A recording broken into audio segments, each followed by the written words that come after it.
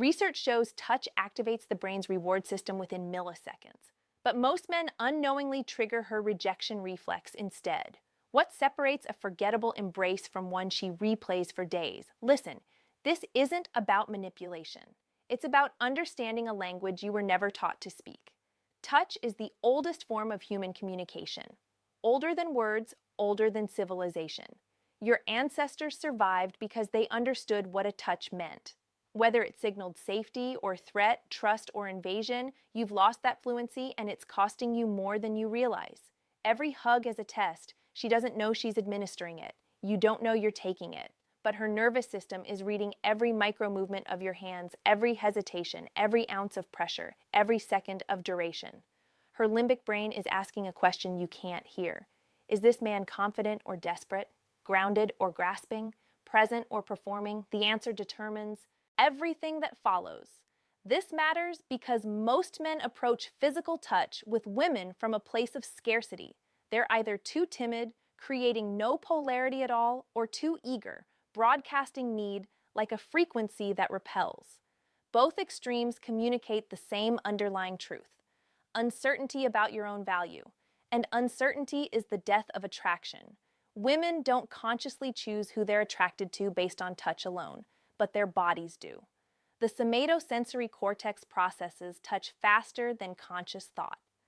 By the time she's aware of how your hug felt, her attraction levels have already shifted. You need to understand this because the men who grasp this language move through the world differently. They create emotional experiences that linger. They generate curiosity instead of conclusions. They touch in ways that feel like calm certainty rather than anxious hoping. This is why this matters, not because you need tricks or techniques, but because you need to align your physical presence with the groundedness you claim to embody. The neuroscience is straightforward. When skin makes contact with skin, C-actile afferents activate. These are specialized nerve fibers that respond to gentle, slow touch. They send signals directly to the posterior insula, the part of your brain responsible for emotional awareness and interception. This is the neurological pathway of intimacy.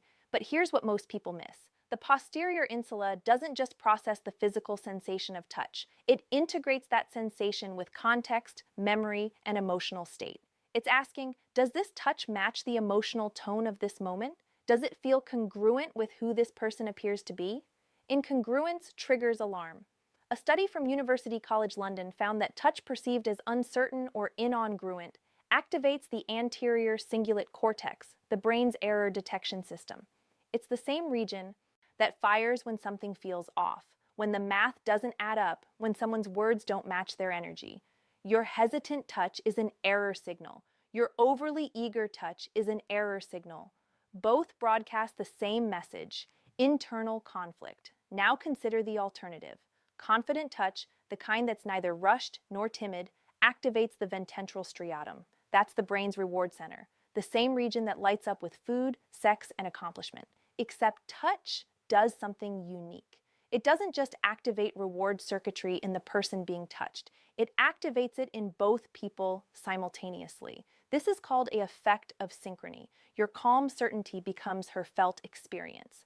But this only works if your touch comes from internal congruence. If you're touching her to get something, to prove something, to manufacture an outcome, her nervous system detects the transaction. The touch feels transactional because it is, and transactional touch repels. There's a reason for this. Evolutionary psychology suggests that women developed heightened sensitivity to touch as a survival mechanism. In ancestral environments, the ability to read intention through physical contact was life or death information. A touch that felt uncertain could mean danger. A touch that felt possessive could mean entrapment. Her body still carries that ancient wisdom. She's not consciously judging your hug, but her autonomic nervous system is taking notes. Research from the University of Dundee shows that women can identify male emotional states through touch alone with over 70% accuracy. They can feel anxiety, neediness, aggression, confidence, all without seeing your face or hearing your voice. Your hands tell the truth. Your mouth tries to hide. This is why technique without inner work fails. You can memorize where to place your hands, you can time the duration perfectly. But if the underlying frequency is off, If you're still operating from scarcity or performance anxiety, the touch will betray you. She'll feel the gap between your action and your state. And that gap is what kills attraction. So what does the right touch actually look like? Not the performance of it, the essence of it. Imagine this. You're standing in a dim room, warm light from a single lamp. The kind of lighting that softens edges, makes everything feel slower. You've just said something that made her laugh. Not a polite laugh, a real one. The kind where her shoulders drop slightly and her guard lowers for half a second. She steps in for a hug. This is the moment most men ruin. They either freeze, hands hovering awkwardly at her sides like they're afraid to commit, or they grab too quickly, pulling her in with an urgency that screams need. Both destroy the moment. But you don't do either because you understand something fundamental. A hug is not a transaction. It's not a step in a sequence. It's not a tactic to escalate. It's a shared moment of presence, and presence cannot be faked. You step in, not fast, not slow, at the exact speed that matches the energy of the moment. Your arms move with intention. One hand naturally finds the middle of her back. Not too high, not too low, right where her rib cage ends and her lower back begins. This placement is critical. Too high feels platonic, like you're hugging your sister. Too low feels presumptuous, like you're claiming territory you haven't earned. The middle back is the zone of calibrated boldness. Your other hand rests between her shoulder blades. Firm contact, not gripping, not hovering, just resting there with the weight of certainty. This is where most men fail. They either press too hard, trying to demonstrate strength, or they barely make contact, afraid of seeming aggressive. Both communicate the same thing. You're thinking about the hug instead of being in it. Your touch should feel like gravity, inevitable, natural, requiring no thought. Here's what happens next. You don't pull her in, you let the hug happen. There's a difference. Pulling communicates need. Allowing communicates abundance. She leans into you because the space you've created feels safe enough to enter. And this is the paradox. The less you grasp, the more she leans in. Now pay attention to the pressure. Your hands aren't limp. They're not aggressive. They apply consistent, even pressure. The kind that says, I'm here, I'm present, I'm not going anywhere until this moment naturally concludes. Research on haptic communication shows that consistent pressure activates parasympathetic nervous system responses. It signals safety. The same way a weighted blanket calms anxiety, the same way deep pressure therapy soothes autistic children. Your consistent pressure is her nervous system's cue to relax. But here's where it gets interesting. Most men maintain the same pressure throughout the entire hug. Same intensity, same placement. This creates a flatline experience. No emotional arc, no memorable peak. You're going to do something different. About 2 seconds in, you're going to shift. Not dramatically, subtly. Your hand on her lower back is going to apply slightly more pressure. Not a squeeze, not a grab, just a barely perceptible increase, like you're drawing her 1 mm closer. This tiny escalation does something powerful. It creates contrast, and contrast is what the brain remembers. A study from the Max Planck Institute found that memory encoding for touch is strongest when there's variation in pressure or location. Static touch, no matter how pleasant, fades quickly from memory. Dynamic touch lingers. That subtle pressure shift is the difference between a hug she forgets in 3 minutes and one she thinks about at 2 in the morning. But you're not done. Your hand between her shoulder blades is going to move. Slowly. So slowly she almost doesn't notice. It's going to slide up just a few inches toward the base of her neck. This movement should take 3 full seconds. Any faster and it feels rushed. Any slower and it feels creepy. 3 seconds. That's the rhythm of confident escalation. When your hand reaches the base of her neck, your fingers naturally spread slightly. You're not gripping her neck. You're not pulling her hair. Your hand is simply resting there with your fingers barely making contact with the sides of her neck. This is one of the most intimate zones on the human body. The neck contains the carotid artery, the jugular vein. In evolutionary terms, exposing your neck to someone is an act of trust. Having someone's hand near your neck triggers ancient circuitry related to vulnerability. When you touch her there with that specific combination of slowness and certainty, you're activating something primal. Her body reads it as dominance without aggression, strength without threat, masculine polarity without performance. But here's the critical part. Your energy throughout all of this has to remain calm. Not excited, not nervous, not trying, calm. Your breathing stays slow, your body stays relaxed, you're not holding tension in your shoulders or your jaw. You're not mentally rehearsing what comes next. You're just here in this moment with her. That presence is what she feels. Not your technique, not your hand placement, your state. Research from the field of interpersonal neurobiology shows that humans are constantly regulating each other's nervous systems through proximity and touch. If you're anxious, she becomes anxious. If you're present, she becomes present.